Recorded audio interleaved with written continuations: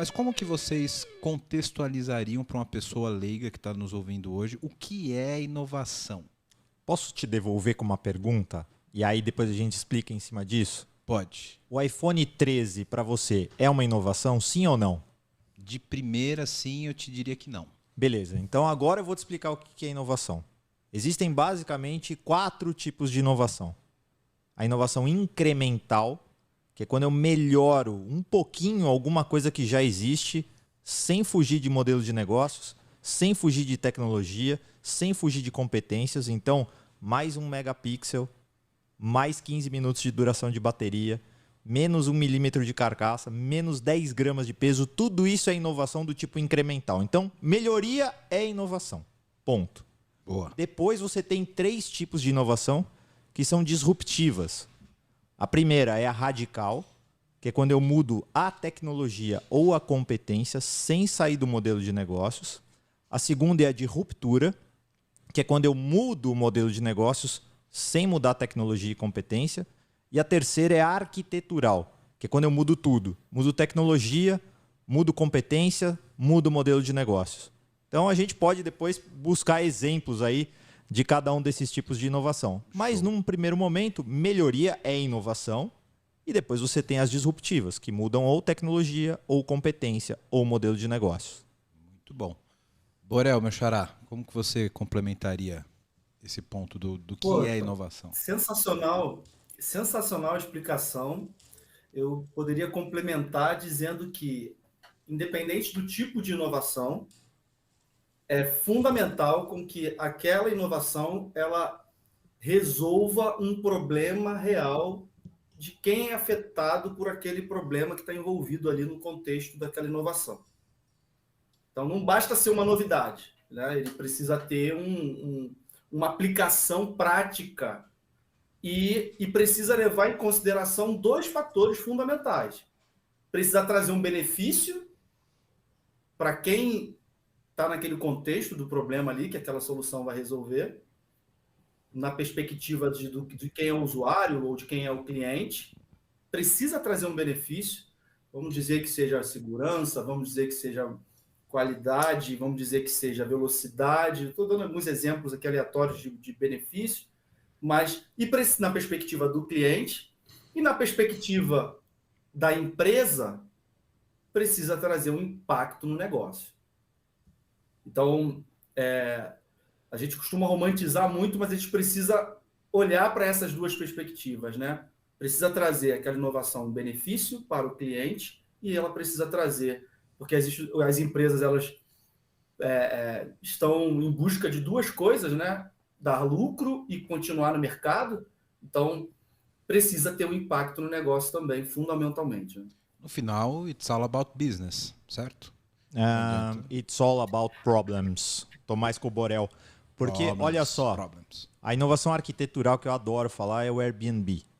O Airbnb a gente sempre contextualiza como sendo a maior empresa de real estate do mundo sem ter uma única propriedade. Lindo, maravilhoso. Mas qual é o problema que ela resolve? Eu me apresentei para você dizendo que eu sou pai de 3 crianças. Não existe praticamente quarto de hotel que caiba 5 pessoas no mesmo quarto. Então, o meu problema... Isso é um problema real. Problema real, de pessoa real. Então, assim, eu vou no RH e falo assim, eu quero tirar férias em julho, 10 dias. Beleza, marquei. Ganho para sair 10 dias de férias. Quando eu ligo para um hotel, o hotel fala assim, não, eu te arrumo um quarto conjugado. Porra nenhuma. Na prática, o que eles estão fazendo são vendendo 2 quartos. E aí, ao invés de eu tirar 10 dias de férias e gozar 10 dias de férias, eu tiro 10 dias de férias e pago por 20. Porque eu estou pagando 2 quartos. Vem o Airbnb e resolve esse problema. É claro que o Airbnb não foi criado para mim, para o meu perfil de família, etc. Mas ele resolve um problema real, de pessoa Sim. real. Eu acho que esse é o grande ponto e o Borel tocou bem nesse assunto aí. Um ponto que eu queria... cara, esse ponto de negócio e problemas a serem resolvidos, ele é sensacional para essa discussão, né? Porque quando a gente fala de inovação, no fundo a gente está falando de resolver problemas de forma como nunca foram resolvidas, né? Resolvidos, no caso. E Aí eu queria puxar aquele ponto anterior para a gente chegar nesse lugar que nós estamos agora aqui, falando de resolver problemas de formas diferentes. Eu já comecei a aprender nesse podcast, já comecei a desenvolver melhor o meu arsenal de inovação com vocês, quando você me disse que uma melhoria já é uma inovação, beleza? Se a gente parar para pensar nisso, poucas empresas não são inovadoras. Exatamente. E por que algumas ainda têm essa resistência com a inovação em si? Porque elas não estão nessa faixa de inovação disruptiva, mas ela tem os seus processos de melhoria contínua. Toda empresa competente deveria ter um processo de melhoria contínua, né? Mas mesmo assim a gente ainda tem ainda uma certa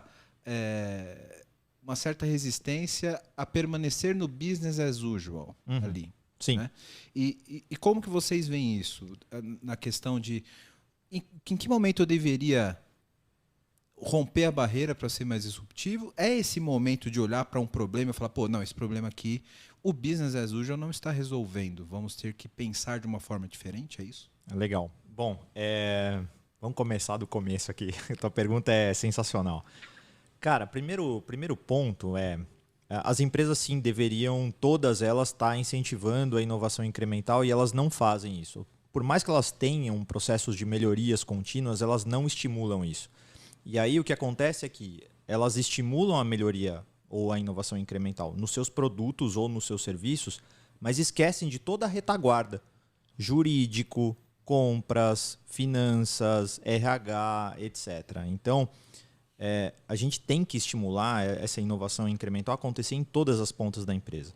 Segundo ponto, que acho que é super interessante na sua pergunta, 80%, 90% das pessoas para as quais eu pergunto sobre o iPhone 13 é uma inovação, sim ou não, e eu faço isso desde o iPhone 5, essa pergunta, como sendo professor da Inova Business School, e eu dou aula de inovação lá, justamente o não reconhecimento da inovação incremental como inovação, deixando passar na frente da empresa um rio de dinheiro que hoje não é capturado. Né? Existe um fomento feito pelo Ministério da Ciência e Tecnologia, que é a Lei do Bem, e a Lei do Bem te permite categorizar tudo aquilo que você está fazendo de inovação dentro da organização, dentro desse processo, e capturar esse benefício de volta para a organização. Inclusive é incremental. Inclusive é incremental. E inclusive as horas homem investidas no processo de inovação incremental. Só para te dar uma ordem de grandeza aqui. No ano passado, a gente trouxe algo próximo de 16 milhões de reais para o Banco Carrefour, só a partir dos incentivos da Lei do Bem. No Brasil, hoje, entre 13 e 14 mil empresas poderiam capturar esse tipo de benefício. A gente não bate 1.000. Porque as pessoas não reconhecem a inovação incremental como inovação. Segunda parte da tua pergunta. Quando que eu tenho que ser disruptivo?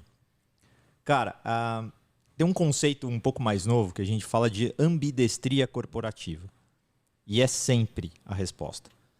Pensa na ambidestria da seguinte forma. Do lado esquerdo do teu cérebro você tem o lado racional. O lado incremental. O lado da melhoria. E aí vou trazer um exemplo aqui que eu acho genial. Papel higiênico. Cara, tem rolo de papel higiênico de 30 metros, 40 metros, 50 metros, folha simples, folha dupla, folha tripla, com relevo, com cheirinho, etc. Mas assim, na prática, um rolo de papel higiênico vai custar ali entre R$1,50 e R$2. Não muda. Esse com cheirinho é bem peculiar, né? Mas o preço é o mesmo, né? Não varia tanto. É entre R$1,50 e R$2. O problema desse com cheirinho é que eu tenho rinite, cara. E às vezes você quer usar o papel higiênico pra assoar o nariz. Cara, e aí eu nem vou falar o que passou na minha cabeça. Tá bom. Não, eu quero que você me fale o que vai passar na sua cabeça depois que eu te der esse exemplo de inovação incremental. Não é. Não, foi pra suar o nariz. Rinite, foi só o nariz, cara. Que história é essa, Vitão? Porra. Mas olha o caso da empresa Renova. A Renova resolveu fazer o papel higiênico mais sexy do planeta. E pintou o papel higiênico de preto. É maravilhoso. Maravilhoso. Busca aí no Mercado Livre para você ver. 5 rolos de papel higiênico custando aproximadamente R$450. Oi? O que tem de disruptivo em você pintar um papel higiênico de preto? Não tem nada, certo? Vermelho, amarelo, a cor que for. Isso é uma inovação incremental no produto, mas tornou o papel higiênico um produto desejado a ponto desse papel higiênico ser hoje o papel higiênico do Louvre. E que várias pessoas compram para fazer e compor a decoração do seu lavabo. É óbvio que é um produto de nicho, mas se dá para inovar com papel higiênico, por favor, não me digam que não dá para inovar nos seus negócios, nas suas áreas de negócios, na sua empresa, etc. Falar que é muito difícil.